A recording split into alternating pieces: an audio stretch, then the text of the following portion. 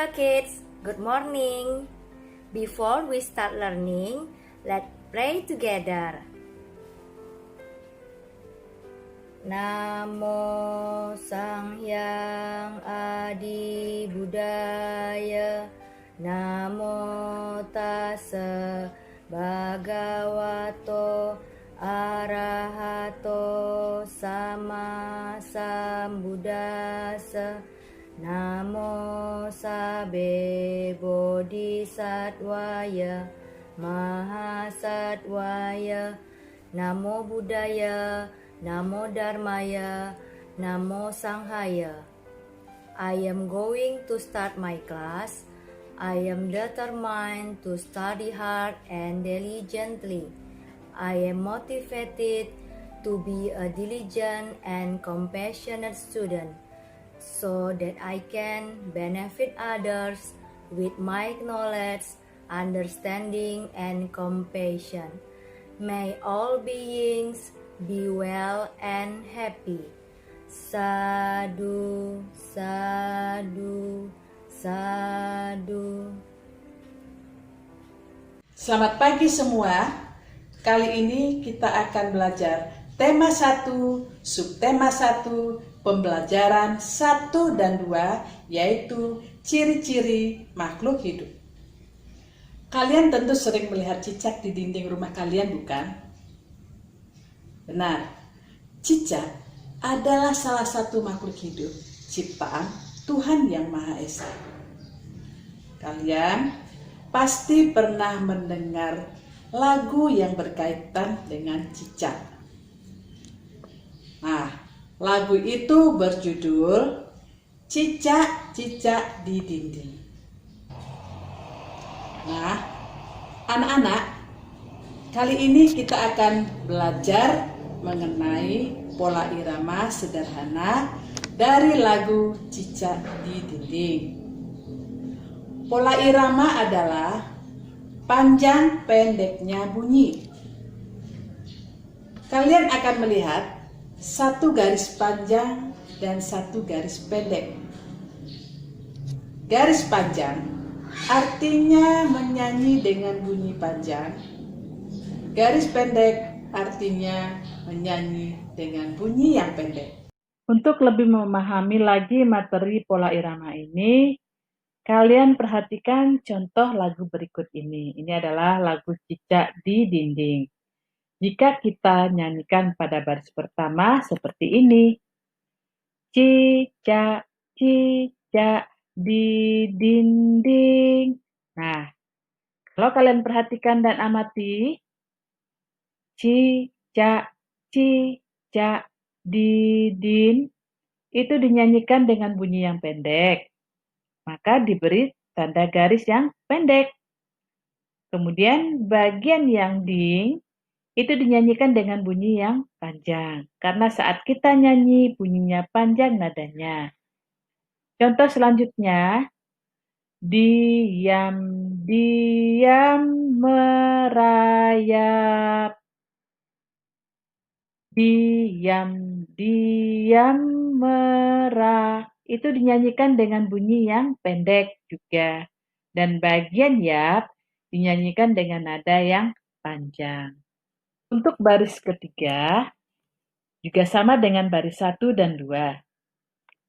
Datang seekor nyamuk.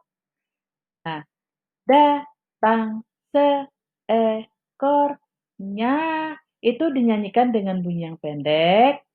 Muk itu dinyanyikan dengan bunyi yang panjang. Dan bagian baris keempat kita perhatikan. Hap, lalu ditangkap. Bagian baris keempat, hap, dinyanyikan dengan bunyi yang panjang. Lalu dinyanyikan dengan bunyi yang pendek. Kemudian kap, dinyanyikan dengan bunyi yang panjang. Jadi, setelah kita melihat pola irama tadi, kita dapat menyimpulkan bahwa pada baris pertama, 2, dan ketiga itu memiliki pola irama yang sama, yaitu pendek, pendek, kemudian panjang. Untuk baris keempat, ada sedikit perbedaan, yaitu diawali dengan panjang, lalu pendek, pendek, dan akhirnya panjang.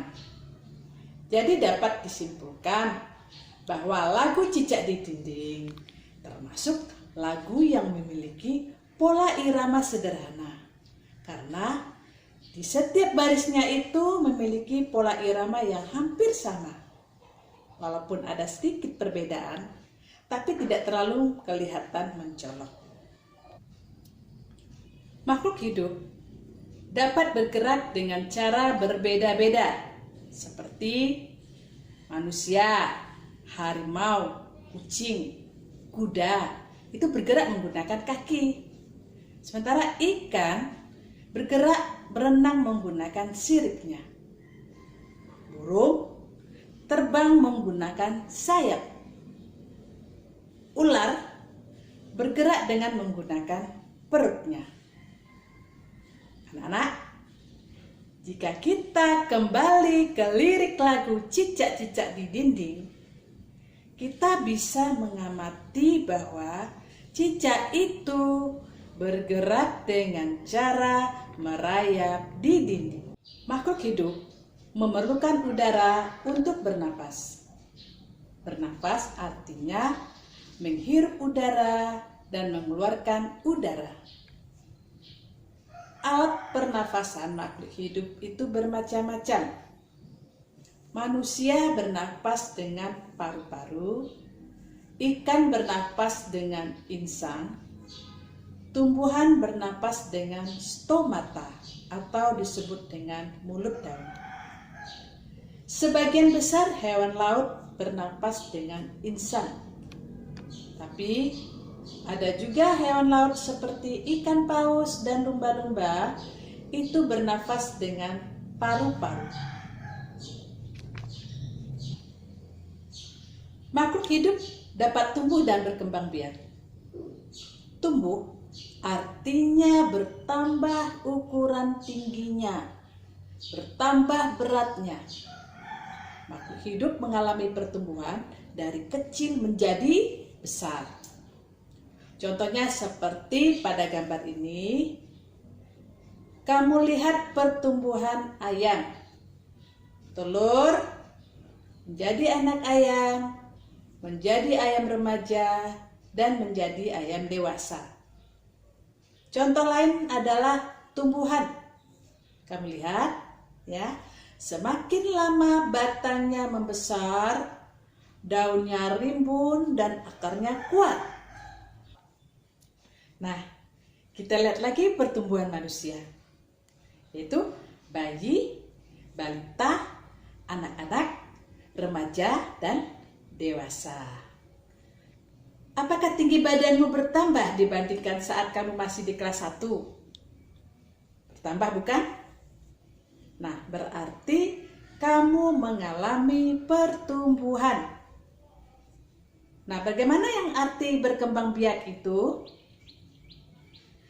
Berkembang biak artinya menghasilkan keturunan yang sama dengan induknya. Karena lihat gambar, ada ayah, ada ibu, beserta anak-anaknya. Itu adalah salah satu ciri makhluk hidup dapat berkembang biak. Contoh lain dari perkembangbiakan adalah ikan, cicak, ayam, dan burung itu berkembang biak dengan cara bertelur. Sedangkan manusia, kambing, anjing, dan kucing berkembang biak dengan cara melahirkan. Makhluk hidup memerlukan makanan dan air untuk mempertahankan hidupnya. Manusia memerlukan tumbuhan dan hewan untuk makanan, dan sebagian hewan juga memerlukan tumbuhan untuk makanannya. Perhatikan gambar seekor kuda sedang memakan rumput. Dan coba kamu perhatikan apa yang dimakan oleh anak ayam ini? Dan apa yang sedang dimakan oleh 3 orang anak pada gambar ini? Kalau kamu sudah menemukan jawabannya, maka kita bisa mengambil kesimpulan bahwa ada 3 jenis makhluk hidup berdasarkan makanannya, yaitu herbivora, pemakan tumbuhan, contohnya kambing, sapi, dan kerbau. Kemudian berikutnya karnivora, yaitu pemakan hewan, contohnya harimau, serigala, dan singa. Omnivora adalah pemakan segala, maksudnya di sini adalah memakan tumbuhan juga hewan, contohnya manusia, beruang, dan ayam. Apakah tumbuhan juga memerlukan makanan? Dan apa makanan untuk tumbuhan? Seperti yang sudah dijelaskan, setiap makhluk hidup pasti membutuhkan makanan dan air. Tumbuhan juga perlu makanan dan air, seperti zat hara yang ada di dalam tanah untuk melakukan fotosintesis. Fotosintesis adalah proses pengolahan makanan pada tumbuhan di daun. Makanan yang dihasilkan merupakan bahan makanan untuk hewan dan manusia. Perlu kalian tahu, fotosintesis hanya terjadi pada tumbuhan yang berdaun hijau saja. Karena daun hijau memiliki klorofil atau zat hijau daun yang diperlukan untuk proses pembuatan makanan dengan bantuan cahaya matahari. Untuk menjaga agar tanah tetap subur, biasanya ditambahkan pupuk. Sehingga jika tanahnya subur, maka tumbuhan dapat berkembang biak dan melakukan fotosintesis dengan baik. Makhluk hidup peka terhadap rangsangan. Kepekaan makhluk hidup terhadap rangsangan itu juga berbeda-beda. Jika kita melihat matahari atau sinar yang menyilaukan lainnya dengan cepat, mata kita akan menutup. Daun putri malu akan menutup daunnya jika kita sentuh. Demikian juga dengan hewan landak. Kaki seribu itu akan menggulung badannya jika disentuh. Jadi, kosakata yang dapat kita temukan dari ciri-ciri makhluk hidup pada teks bacaan yaitu bergerak, bernapas, tumbuh dan berkembang biak, memerlukan makanan dan air, peka terhadap rangsangan. Lalu yang harus kalian lakukan setelah kalian mengetahui kosakata dari ciri-ciri makhluk hidup tersebut, maka langkah berikutnya kalian akan membuat kalimat yang sesuai dengan kosakata yang kalian temukan tadi. Contohnya seperti ini. Contoh kosakata dari ciri-ciri makhluk hidup yang bisa kita temukan pada teks bacaan adalah kosakatanya pertama bergerak, kedua bernapas, ketiga tumbuh dan berkembang biak, keempat memerlukan makanan dan air, kemudian peka terhadap rangsangan. Contoh kalimatnya dengan menggunakan kata bergerak. Contohnya adalah ikan bergerak dengan siripnya. Kemudian yang kedua adalah bernafas. Jadi kalian membuat kalimat yang ada kata bernafasnya. Contoh kalimat di sini adalah serangga bernafas menggunakan trakea. Selanjutnya, tumbuh dan berkembang biak. Kalian akan membuat kalimat yang ada kata tumbuh dan berkembang biak. Contoh kalimatnya, makhluk hidup mempunyai ciri tumbuh dan berkembang biak. Kosakata berikutnya adalah memerlukan makanan dan air. Contoh kalimatnya, makhluk hidup memerlukan makanan dan air. Peka terhadap rangsangan. Contoh kalimatnya adalah, ciri makhluk hidup salah satunya adalah peka terhadap rangsangan. Semua makhluk hidup yang ada di dunia adalah ciptaan Tuhan. Dari ciri-ciri makhluk hidup yang kita ketahui tadi, semua itu adalah karunia Tuhan yang harus kita syukuri. Bersyukur kepada Tuhan termasuk pengamalan sila pertama dari Pancasila. Sila pertama dari Pancasila berbunyi ketuhanan yang Maha Esa, yang dilambangkan dengan bintang emas, yang maksudnya adalah bahwa bangsa Indonesia menyatakan kepercayaan dan ketakwaan terhadap Tuhan yang Maha Esa. Jadi anak-anak, kita harus selalu bersyukur atas nikmat yang diberikan Tuhan. Selalu bersyukur adalah salah satu contoh pengamalan sila pertama dari Pancasila. Kalian sudah tahu bukan bahwa cicak dan ikan itu merupakan ciptaan Tuhan yang Maha Esa. Cicak dan ikan sama-sama berkembang biak dengan cara bertelur. Contohnya, ikan mas. Ikan mas itu sekali bertelur bisa sampai ribuan. Bagaimana ya cara menulis ribuan? Dan apa itu ribuan? Mari kita lihat contoh berikut ini. Nah, bilangan ribuan adalah bilangan yang terdiri dari 4 angka. Contohnya di sini adalah 1000. Kalau kita lihat di situ ada gabungan 4 angka, yaitu angka 1, kemudian 0, 0, 0. Jadi jumlahnya ada 4.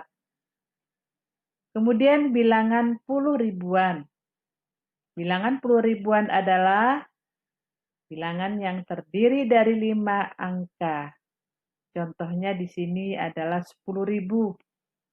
Jadi kalau kita hitung di situ ada 5 angka, yaitu 1 dan 0-nya ada 4. Jadi totalnya 5 angka. Perhatikan cara membaca dan menulis bilangan berikut ini. Perhatikan. Ada bilangan 1000 dibaca 1000. 2000 dibaca 2000.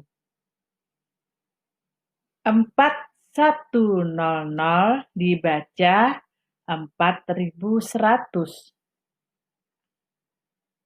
6050 dibaca 6050. Berikutnya 10000 dibaca 10.000. Kita sudah tahu cara membaca dan menulis bilangan. Nah, sekarang bagaimana caranya mengurutkan bilangan ribuan dari yang kecil ke yang besar atau dari yang besar ke yang kecil, tergantung dari permintaannya seperti apa. Oke, kita lihat berikut ini. Kalau mengurutkan bilangan ribuan dari yang kecil ke yang besar, pada kelompok bilangan yang masih acak seperti ini, 5.250, 3.250, 1.250, 2.250, dan 4.250. Jika diurutkan, maka yang paling kecil nilainya adalah 1.250. Maka yang paling kecil kita taruh di depan.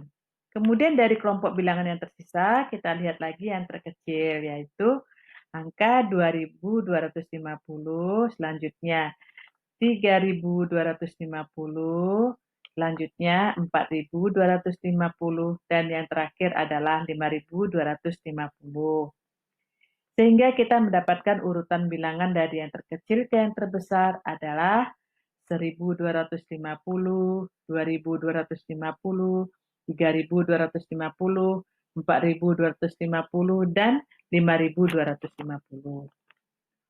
Untuk mengurutkan bilangan dari yang besar ke yang kecil dengan bilangan acak seperti di bawah ini, 5.250, 3.250, 1.250, 2.250, dan 4.250. Dan ini kan masih acak.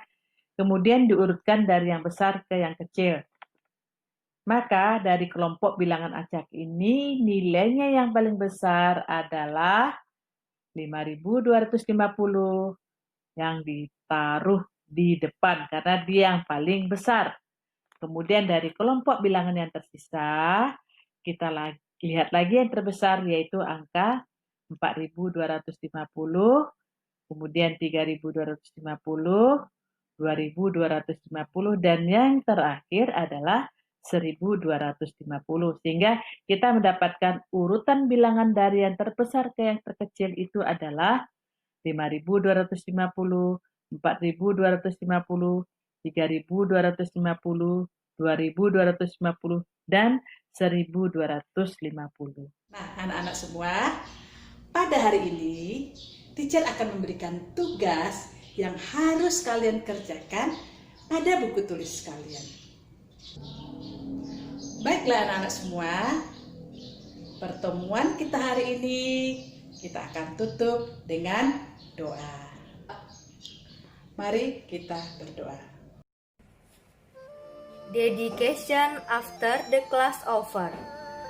Namo Sang Hyang Adi Buddhaya. Namo Tassa Bhagavato Arahato Sama Sambuddhassa.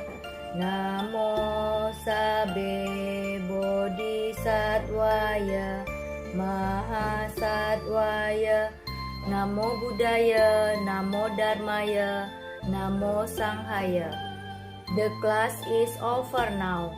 I am grateful and sincerely thanks my teacher and all my friends for their support.